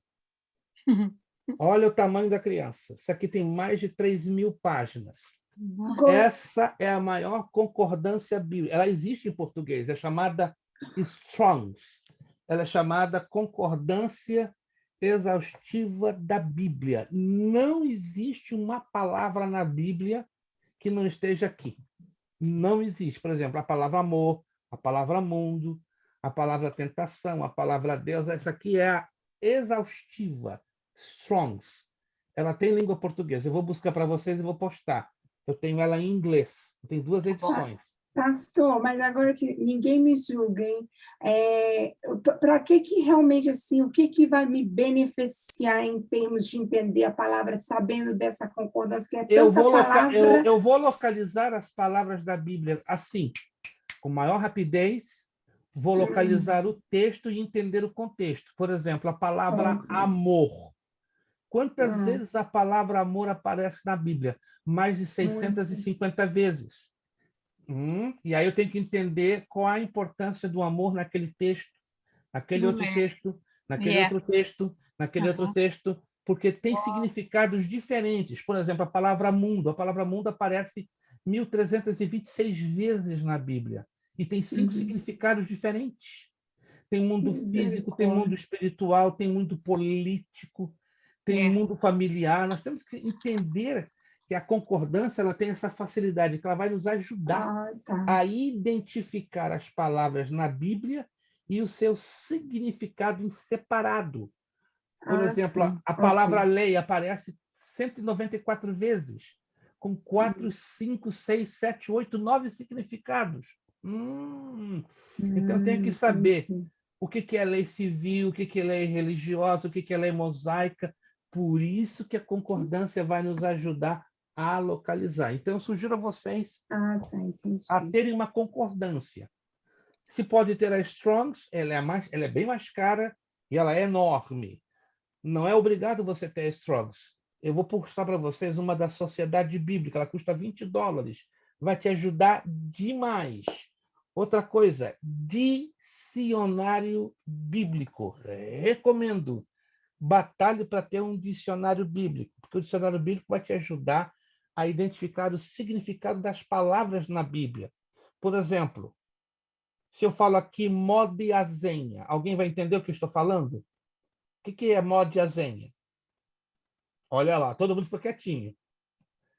Você vai encontrar isso lá no Evangelho de Lucas. Jesus fala: se algum de vocês fazem tropeçar alguns dos meus pequeninos, melhor fosse que amarrasse no meu pescoço uma mó de azeite e se lançasse no mar. Pelo menos atualizada, ao meio da revista atualizada, fala nessa expressão mó de azeite. Mas o que é mó de azeite? Pedra de moinho. Olha que coisa interessante. A Bíblia fala lá no livro de Levítico e no livro de Deuteronômio a palavra restolho. Alguém sabe o que significa restolho? Poucos de vocês. Restolho. Restou. Não.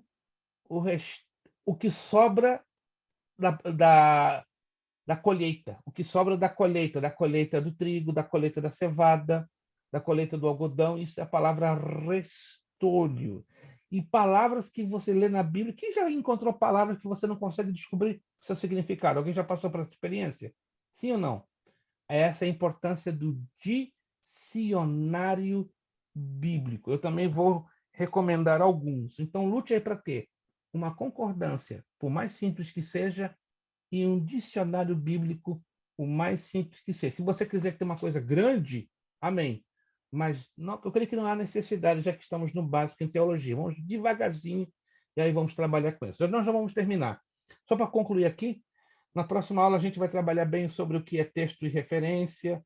Ó, leia essa parte aqui, você vai ver as traduções da Bíblia, qual é a melhor tradução da Bíblia, qual é a mais prática, qual é a mais difícil.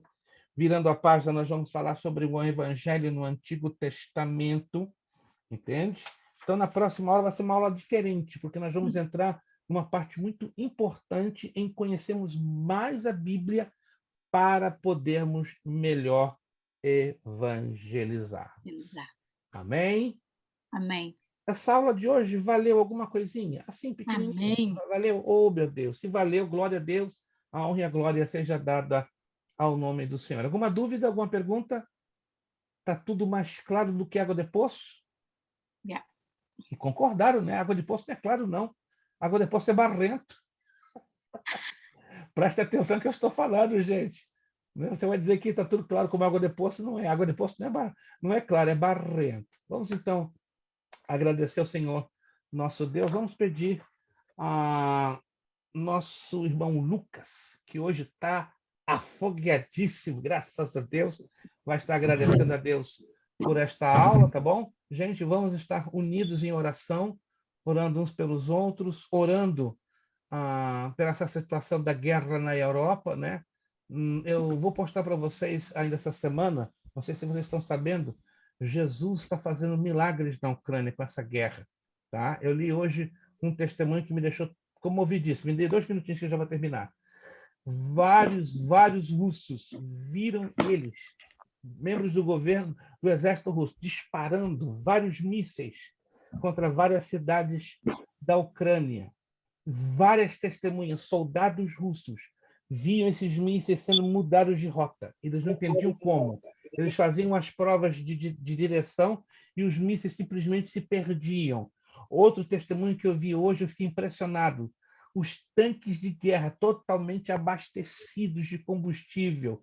Passa 10 minutos, eles param no meio do caminho. Vão checar completamente vazios os tanques de combustível. Gente, Jesus está fazendo umas coisas doidas, sabe por quê? Porque tem uma igreja orando na Ucrânia. Tem uma igreja que está clamando na Ucrânia. E o Espírito Santo está ouvindo está Nossa, ouvindo também, e está nossa fazendo oração. milagres, tá? Está mudando Amém. trajetória de míssil, tá? E tá gente e tem pessoas do exército russo que estão se rendendo aos ucranianos. Coisa linda, gente. Deixa eu passar aqui rapidinho. Deixa eu ver se eu consigo trazer essa notícia aqui para vocês. Deixa eu ver aqui. Meu Deus, eu fiquei... E isso é um jornal mundano, o The Times de Londres. Deixa eu ver aqui. Eu vou postar para vocês, né? Um soldado russo ficou tão comovido em ver esses milagres, essas aparições sobrenaturais, que ele começou a chorar. Por quê? Porque ele viu a solidariedade dos ucranianos em dar comida para eles e dar o celular para se comunicar com a mãe dele dentro da Rússia. Ou seja, vamos orar, Senhor, irmãos. É um processo profético, difícil e duro, mas Jesus está usando essa situação para glorificar o nome dele, usando a sua igreja ali na Ucrânia. Lucas, então, nos despedindo em oração e vamos nos lembrar da igreja de Cristo na Ucrânia, que está passando um momento difícil, mas Deus está fazendo milagres e Ele está sendo glorificado. Lucas. Eu creio, pastor, eu creio que esse momento vai ficar marcado assim como o milagre dos anjos que ajudaram os soldados ingleses na batalha na França. E assim Deus será glorificado e Ele é o dono da história, Ele faz como Ele quer. Lucas Vieira, agradecendo a Deus essa aula em oração.